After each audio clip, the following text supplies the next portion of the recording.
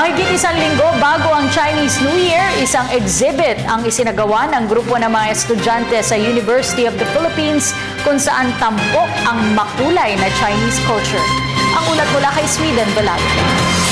Dragon dance, ang pao, tikoy, kung fu, ilan lamang ito sa mga agad na nagpapaalala sa atin ng kultura ng China. At kasabay ng pagsalubong sa nalalapit na Chinese New Year 2015 sa ika-19 ng Pebrero, isinabuhay ng UP Chinese Students Association ang kanilang kultura at tradisyon sa pamamagitan ng isang makulay na exhibit.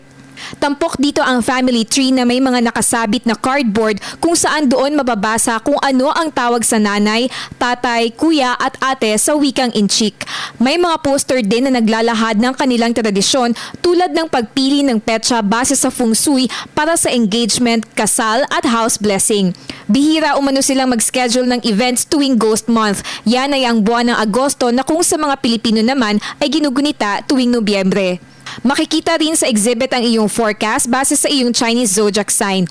Samantala, hindi lingid sa ating kaalaman ang presensya ng Filipino-Chinese community sa bansa. Kaya naman ayon sa mga tagapamuno ng UP Chinese Students Association, mahalaga ang ganitong uri ng exhibit para maibahagi maging sa non-Chinese communities ang kanilang kultura. We have a week-long series of events per day. So we have film showing, we have chibugan or our eating contest, and we also have the Lion and Dragon Dance exhibition.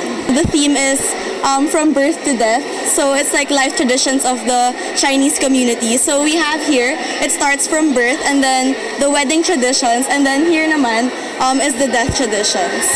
I think it's a very important thing for the youth in the Filipino-Chinese community to actually preserve some of these traditions, some of the positive aspects of our culture para ma-preserve siya and to pass on to future generations. So we have our own unique traditions that are unique from the mainland and are unique with other overseas Chinese communities. Bukas sa publiko ang exhibit na magtatagal ng 2 linggo. This whole week, we're going to have an exhibit here at Palmo Hall. It's in the lobby, and then it's going to be until Friday. And then next week, we have a series of events, eating contest, and the dragon dance, which will be on Friday. So if they want to come over and watch that as well. Para sa Telebisyon ng Bayan, ako si Sweden Velado.